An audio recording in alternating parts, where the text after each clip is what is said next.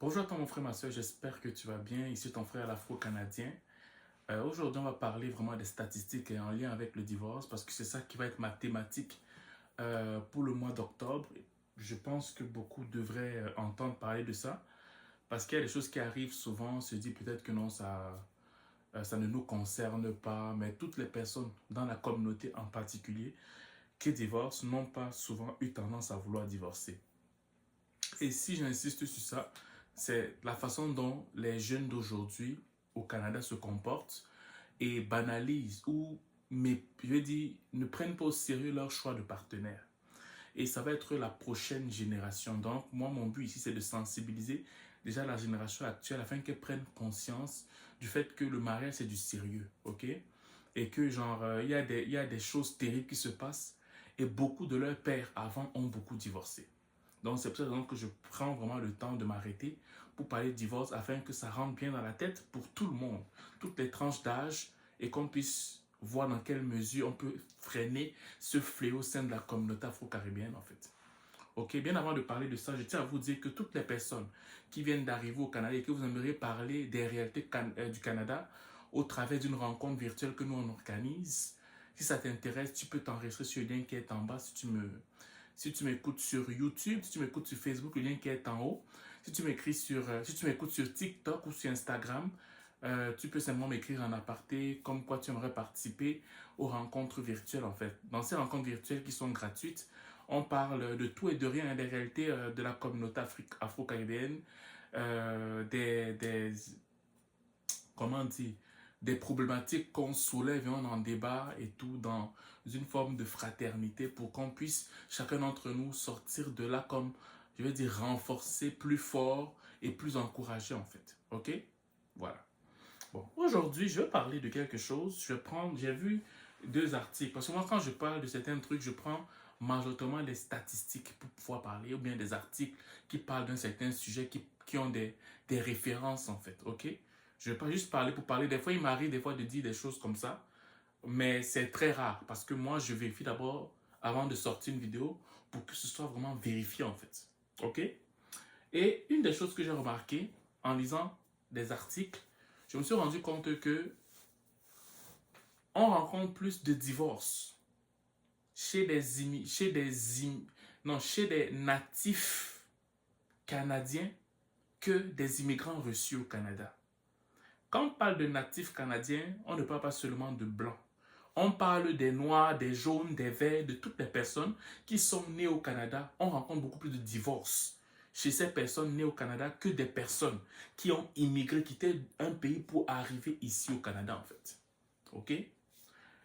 En 2017, près de 2 personnes, ok, âgées de 20 ans et plus sur 5, à savoir 36%, au Canada avaient connu la dissolution de leur première union. Donc, on te dit qu'au Canada, près de 2 personnes âgées de 20 ans, 2 personnes sur 5 âgées de 20 ans ont divorcé. À partir de 2017, on te parle à partir de 2017. En 2017, moi je pense que là nous sommes en 2024, je pense que c'est même encore pire maintenant. Ok? On te dit en 2017. On te dit, dans la tranche des gens qui sont mariés là, avaient 20 ans, 21, 22. Moi, je prends même de 20 à 30, admettons. Peut-être que c'est même plus. Parce que quand on parle de la vingtaine, là, si on parle de 20 à 30, dans la trentaine, c'est encore catastrophique, ok? On te dit pour les gens qui ont 20 ans, là, âge 20 ans, 2 personnes sur 5, c'est près de 40%, ok? Et ils disent 36%, ouais, c'est ça, ok? Ce n'était pas loin de ça. 2 personnes sur 5 ont divorcé. Ok? On continue. En 2017, près de 2 personnes âgées de 20 ans et plus sur 5 au Canada avaient connu la dissolution de leur première union. Donc les personnes là se sont remariées après. Par rapport aux immigrants reçus, 24%, les personnes nées au Canada, 41% étaient relativement plus nombreux à avoir mis fin à leur première union. Je vais recommencer. Ça, c'est Statistique Canada. Ce n'est pas moi qui invente. C'est Statistique Canada. Vous pouvez trouver l'article sur Statistique Canada. Par rapport aux immigrants reçus, 24%, si on prend la norme de 2 personnes de 20 ans sur 5 ayant divorcé en 2017, les personnes nées au Canada, 41%, étaient relativement plus nombreux à avoir mis fin à leur première union. Voilà. Chez les personnes nées au Canada, les hommes, 38%, ok, étaient moins susceptibles que les femmes d'avoir mis fin à leur première union. Ok. Donc, en gros, quand on regarde parmi les 5, là, on te dit que ce sont les femmes, statistiquement parlant, qui ont mis beaucoup plus vite fin à leur première union que les hommes. On a dit que les femmes, ok, c'était 43%, les hommes, 38%. À l'inverse, il n'y avait pas de différence statistiquement significative entre les hommes et les femmes chez les immigrants reçus. Ok, voilà. Dans l'ensemble de la population, l'expérience de la dissolution d'union était plus courante chez les personnes de la génération des baby-boom, nés entre 1945 et 1964. Les baby-boom, en fait, c'est plus des gens qui sont nés dans une époque sociale qui était relativement avantageuse en matière d'emploi et de facilité d'accès dans certains bénéfices sur le plan social, en fait. Ok, on te dit que dans la catégorie de ces personnes-là, il y avait beaucoup plus de divorces. Ok, par rapport à celle des cohortes précédentes de 1907 à 1944, 31%. Donc, les baby boom, c'était 40%. Ceux qui étaient avant les baby boom de 1917 à 1944 étaient 31%. Ainsi que celles des cohortes plus jeunes de 1965 à 1997, 34%. Lorsqu'on prend en compte le statut d'immigrant, on observe la même tendance chez les personnes nées au Canada.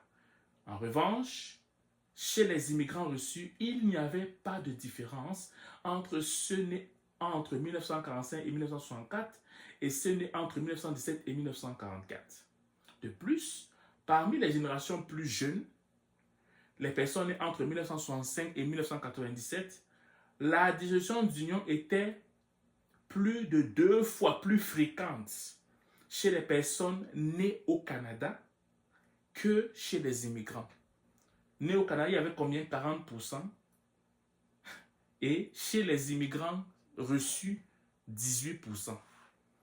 Je recommence. De plus, parmi la génération plus jeune, on dit les gens qui sont nés entre 1965 et 1997, la dissolution d'union était plus de 2 fois plus fréquente chez les personnes nées au Canada, 40%, que chez les immigrants reçus, 18%. Donc, ça veut dire que les immigrants reçus, nés entre 1965 et 1997, divorcent moins, ou divorçaient, je veux plutôt dire divorçaient moins, que ceux-là, ok, étaient dans la même tranche, mais qui sont nés au Canada. Et on constate que ceux qui sont nés au Canada, c'est 40% de divorce dans cette tranche d'âge de 1965 à 1997. Et ceux des immigrants reçus, c'est 18%. Voilà. Bon, j'évite trop de commenter ça parce que ça peut créer des conflits entre les hommes et les femmes. Moi, ce n'est pas ça mon but. Je vais simplement mettre en avant les faits pour qu'on puisse comprendre où est-ce qu'on est en train d'aller. Bon, maintenant, j'ai trouvé aussi un article dans mes recherches de l'Université Laval qui parle des réalités des immigrants quand ils arrivent ici. Et je me suis dit, je vais partager ça un peu pour qu'on comprenne un peu qu'est-ce qui, des fois, provoque, selon cette étude, les divorces au sein de la communauté afro-caribéenne et tout. Puis, la communauté immigrante dans laquelle on retrouve aussi les afro-caribéens, en fait. OK? Voilà. Il faut qu'on tienne compte, l'article commence du fait que un des trucs qui provoque des fois les divorces, c'est le changement culturel, social et juridique, ok, qu'il y avait dans leur pays d'origine par rapport à ici au Canada. Ok? Un exemple qu'il donne, entrée des femmes sur le marché du travail. tu vas voir que le fait que les femmes entrent dans le marché du travail, ça crée comme une forme de balle, de débalancement au sein du foyer que l'homme n'était pas habitué. Et si l'homme n'est pas simple de cœur, ça peut créer comme une forme du fait que la femme marche sur sa tête. Ou bien il y a aussi certaines femmes qui profitent du fait qu'elles commencent à travailler alors qu'elles ne travaillent pas chez elles pour marcher sur les hommes. Puis, bref, ça c'est un des points qui gênait des fois les divorces au sein des foyers. Ok? On va aussi te dire que la transformation des rapports et des rôles hommes-femmes. Tu vas avoir un homme, par exemple, qui va comme devoir maintenant s'occuper plus des enfants, alors qu'il ne fait pas dans son pays d'origine. Et quand il arrive ici, il est obligé il est obligé de laver les assiettes, il est obligé de faire des tâches ménagères, ce qu'il ne faisait pas avant, puis ça génère des divorces. Tu vas par exemple voir que changement. Bon, là on parle par exemple, on prend l'exemple, on dit exemple du Maroc, ok? Ils ont pris un exemple, ça peut aussi être dans d'autres pays où on le fait.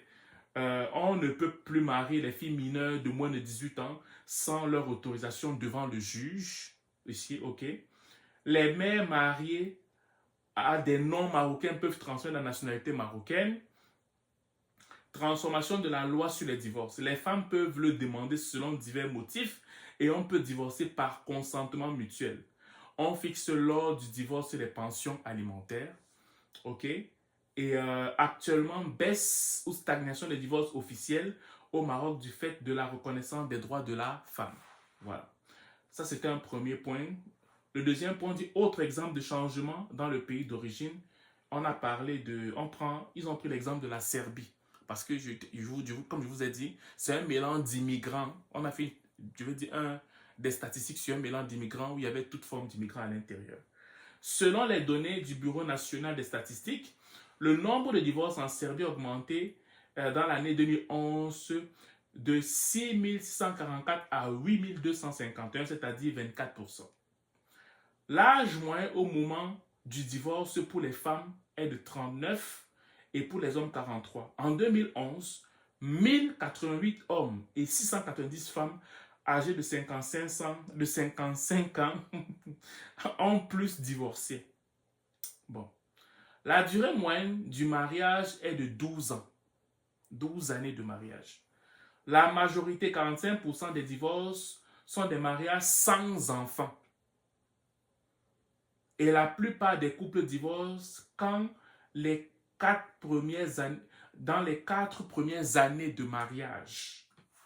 La plupart des couples divorcent dans les 4 premières années de mariage. Après le divorce, si la famille a des enfants, il reste à charge dans 79% des cas chez la mère. Les motifs de divorce. Sans le rencontre, ne regardez pas seulement que ce soit la Serbie dont on parle. Parmi tous les immigrants avec lesquels on a fait cette étude-là, ça peut concerner aussi les Africains, les Caribéens et tout le monde en fait. Les motifs de divorce. Transformation du rôle des hommes et de la femme dans la société. La pauvreté et les crises sociales, économiques et politiques. Voilà. On va descendre. Je vais aller directement au 10. Attendez, voilà, parfait. Les problèmes rencontrés durant la trajectoire de migration, les hommes et les femmes, en matière de tout ce qui est divorce.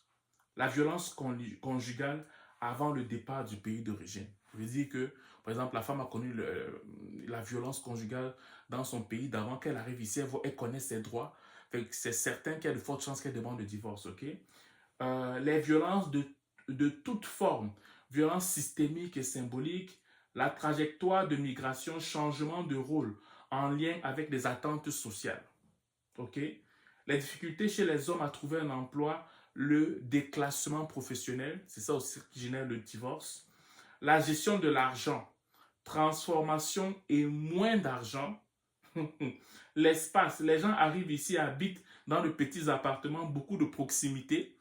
Avant, ils pouvaient avoir un plus grand espace où la famille peut s'épanouir. Mais moi aussi, j'apprends comme vous que des fois, le fait qu'il y ait de petits appartements, que les gens sont toujours entre eux ensemble, il y a beaucoup plus de frottement et ça peut créer aussi beaucoup plus de tension avec le fait que des fois, si tu as de la difficulté à trouver un emploi et ça crée des crises, des choses qui arrivent après à un moment donné, divorce. Ok?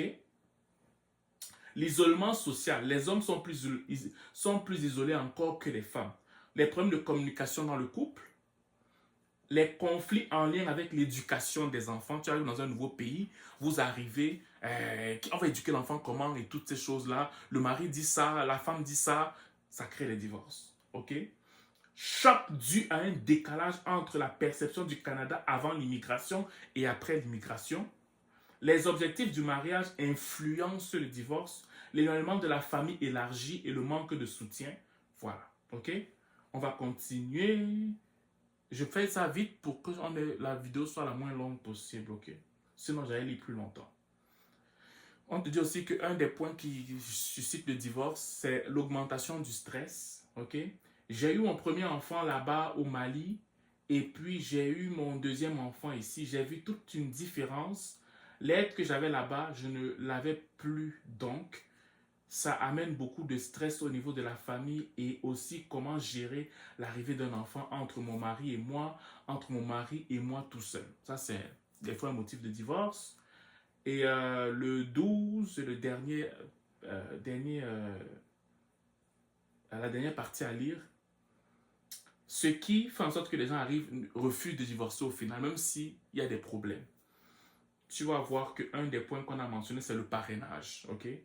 Peur d'être renvoyé au pays, peur de perdre la garde des enfants. Ok? Au sein des immigrants, on se rend compte que beaucoup ne veulent pas divorcer parce qu'ils ont peur de retourner dans leur pays, peur en matière de tout ce qui est garde de l'enfant et toutes ces choses-là. La religion est un facteur dissuasif à la séparation parmi d'autres en fait. L'important de la perception de la famille élargie, ok, en matière du fait que vous ayez divorcé, on va vous percevoir comment la vie des autres sur vous, sur le fait que vous ayez divorcé, la tradition et la culture, ok, voilà. Donc, c'était un peu ces points-là que je voulais donner pour que vous puissiez comprendre que le divorce, c'est quelque chose de très sérieux, ok?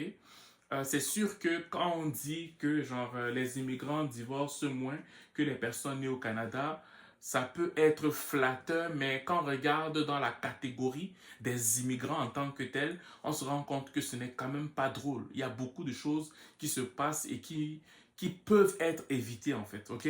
Voilà la raison pour laquelle moi je vous dis que si vous avez des problèmes, n'hésitez pas à en parler, n'hésitez pas à discuter. Si vous êtes des croyants, discutez avec vos chefs religieux ou bien avec des gens qui sont formés pour la médiation, bien avant d'aller directement dans le divorce en fait. Voilà. C'est ce que je voulais vous apporter aujourd'hui comme message. J'espère qu'il va vous toucher et que vous allez prendre de bonnes résolutions et qu'il y aurait moins de divorces au sein de la communauté afro-caribéenne. Voilà. Donc, je vous souhaite de passer une excellente journée. Et pour toutes les personnes qui sont arrivées au Canada ou qui sont là depuis longtemps et que vous voulez participer à notre rencontre virtuelle, ok, pour discuter des réalités sociales afro-caribéennes ici au Canada, comment s'en sortir, comment trouver des voies et moyens pour qu'on puisse aller devenir meilleur en fait en tant que communauté. Avoir une beaucoup plus value ici dans la communauté afro-caribéenne, au Canada, peu importe la province, enregistre-toi, on va discuter ensemble, ça me fait plaisir de parler avec toi en fait. Voilà. Passe une belle journée et voilà, fais attention à toi.